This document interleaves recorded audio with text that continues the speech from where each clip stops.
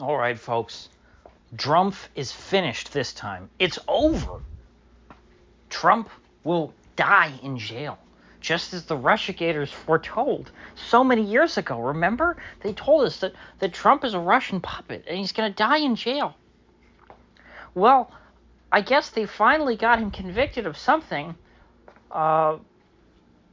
We've kind of gone pretty far astray from Russia collusion, though. Now they got him on falsifying business records. Yes, just exactly what we all thought Trump was guilty of for so long, going all the way back to 2016, when we said, oh my gosh, we must stop this criminal from becoming president. He's an evil, dirty man. He's been falsifying business records. We know it. And now he's finally been caught. And a jury of his peers, they've convicted him on not just one, not just a few, but all 34 counts. He is now a felon 34 times over.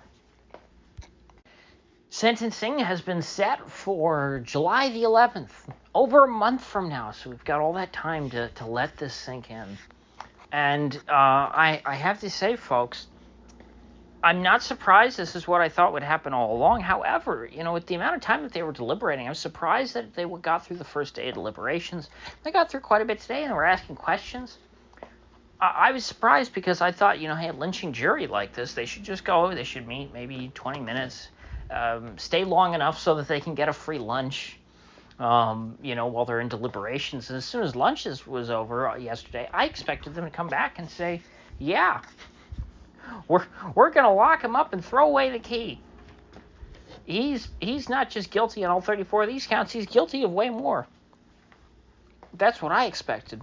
So they did exceed my low expectations for this New York jury by going into a second day of deliberation. And so I think all that stuff yesterday about how, the judge saying, hey, you don't have to agree on any sort of underlying crime. You just have to agree that he had criminal intent of some kind, that he wanted to commit some vague concept of a crime. That he had that in mind. You got to read Trump's mind and say, you know what, he's got the mind of a criminal. All that stuff, I didn't end up battering. I think he was giving them extra latitude and, hedging his bets in case that they, weren't going to easily reach a verdict. But it didn't end up battering because they convicted him on everything. And so if they convicted him on everything, I don't think these people were particularly split. I don't think there were, there weren't people in there saying, you know what, this Trump guy, I think he's all right. I don't think that he deserves to go to prison. They all agreed. They had to haggle over how exactly to skin this cat. And so Trump came out afterwards. He said, what you'd expect. What we all know he believes, that this was clearly a rigged trial. You have a very biased judge. Couldn't get a venue change. They they had him tried in a venue of where 95% of the population hates him. He's an absolute pariah in the borough of Manhattan. And so this was, like a 99% chance. This was what you would expect to happen, regardless of the facts, regardless of how much of a stretch all this is, regardless of how far off beat we are from what we were always told was so bad about Trump. By golly, they had a chance finally to get him on something. They were going to get him. All these years, they've been trying to get Trump charged with something. They've been trying to get him impeached. They tried to do all that, and this is the closest that they'd ever come. And once they got this close, they could taste victory, and they weren't going to let it go. They were not going to snatch defeat from the jaws of victory. No. They were going to clamp down. They were going to enjoy. They were going to savor it. And that's what we're seeing here. So the question now becomes, how will he be sentenced? Are they actually going to, cross that line and send him to prison? Or are they just going to, put him under house arrest so he can't campaign, put the ankle monitor on him, have Trump, beam out his face and live stream all over the country? Are they going to do that? I think house arrest might be, I think that's probably where I'm leaning, what I think will happen. I think maybe sending him as a first-time offender as a 70-something-year-old man, sending him to Rikers, probably a bridge too far for the state of New York. I don't know. Maybe not. Maybe I'm giving them too much credit. But you know what? They exceeded my expectations in going into a second day of deliberations. New York City did. And so maybe New York City, maybe they've earned a little bit more credit. And I'll say, you know what, New York, maybe you won't send him to Rikers Island. You're just going to put an ankle monitor on him. And maybe they'll be worse and say, hey, you can't leave the state of New York, which would just be torturous.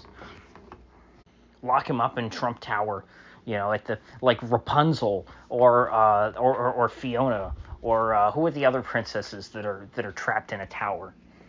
Oh, Donald, my Donald, let down thy golden comb over. So let's get down to the brass tacks as far as the impact it's going to have on the election. Is this going to hurt old Trumpy Bear? I doubt it. I don't think that this is changing anyone's minds. I don't think there's anybody who is saying, I really like that Trump guy, but now that I hear that he's a felon, oh my, I believe in law and order, so I'm not going to vote for a criminal. I don't think that person really exists. I mean, maybe they do, and they have like an IQ of about 70, and they're maybe 95 years old.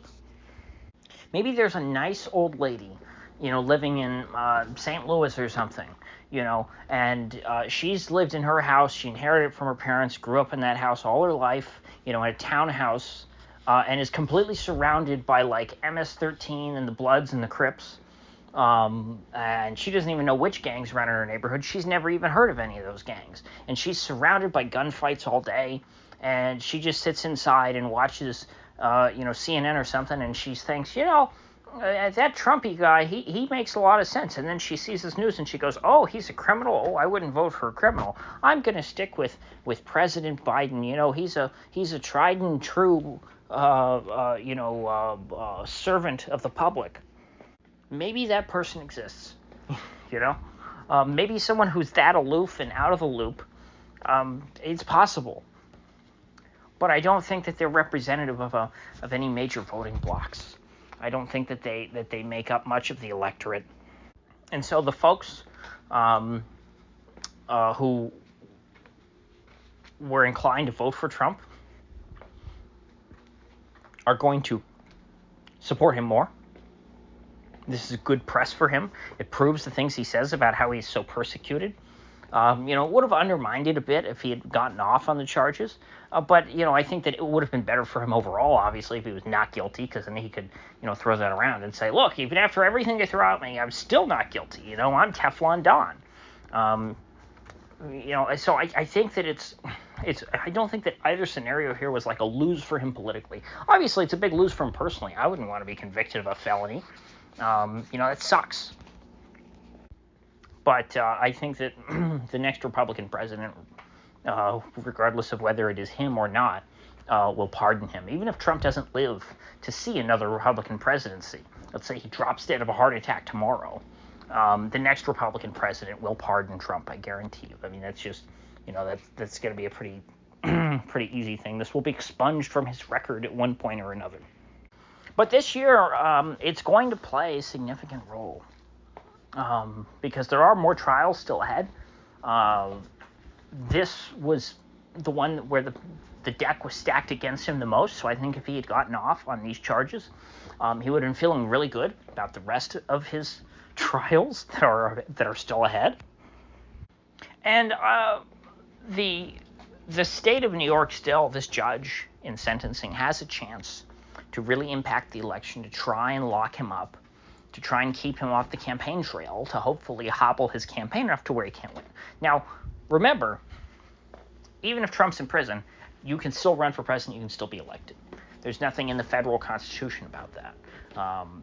There have been people in the past who have, Eugene Debs, who ran for president from prison.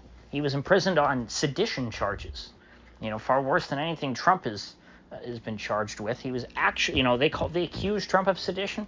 What's his name? Eugene Debs actually was convicted. He was imprisoned for like a decade before he was pardoned by either Harding or Coolidge, I think. For what else? Opposing World War I. We all care so much about World War I. Anyway, he ran for prison, I think, multiple times, or ran for president multiple times from prison. And so Trump, he theoretically could be elected as a prisoner, and they would just carry out his duties from prison. And you don't know that I think about it. A president cannot pardon a state crime. It would have to be the governor of New York. These are state charges. Oh, I didn't even think about that. So no, a later president can't pardon Trump, I don't believe. I don't think the president can ever do that. It would have to be a governor of New York. And who knows, the next time there will be a Republican governor of New York. My God. Yeah, so it's not looking good. This is why you don't live in a blue state, by the way, because that's the kind of stuff that happens to you.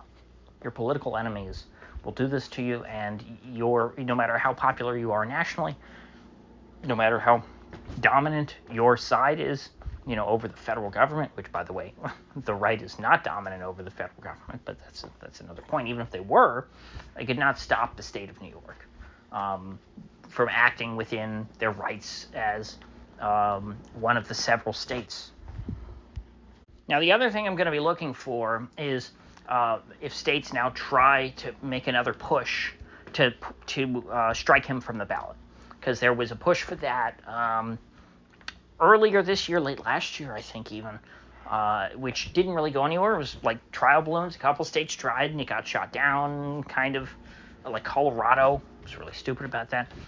All these states that wanted to strike Trump from the ballot should have waited until he was a felon and then said, okay, he's disqualified from running, or we're going to take him off our ballot, even if federally is perfectly capable of running. Perhaps these states have their own laws about who can run on the ballot there. Because remember, we don't have national elections in America. We have 50 state elections. Each state elects who they want, votes for who they want to be president. They vote how to allocate their electoral votes. And sure, once you get to the stage of the Electoral College, anyone can become a president as long as they're over 35 years old and they're a natural-born citizen. But at the state level, the state may decide we're not going to allocate our electoral votes to any felons. That is perfectly reasonable, or perfectly legal, I believe. Because states decide how to allocate their electoral votes. That's why in some states you have, winner take all, to where whoever wins a plurality of the vote, whoever the biggest vote getter is in any given state gets all the electoral votes. Or you also have some states that break it down a little differently, like Nebraska and Maine, that have electoral votes that are allocated statewide, and then they also have electoral votes for each congressional district. That's why Trump is able to win one electoral vote from Maine, even though that's a blue state, and Biden is able to win one electoral vote from Nebraska, even though that's a red state. And so, this late in the election cycle, I don't know if it would be legal for states to go ahead and change their voting laws and say, hey, felons can't vote, but I don't know. I haven't looked at it in all 50 states. There could be certain states to where the attorney generals or the secretaries of state start to argue that under our laws, Trump cannot be on the ballot because of this felony conviction in New York. So I'll be waiting for them. That's something, that was the first thing I think I ever talked about when I used to talk about this months and months and months ago. I was saying that was the whole point of trying to convict Trump of a crime, so you could disqualify him off the ballots and use that as a cudgel. So anyway, with that said, I will see you folks back here in the next one.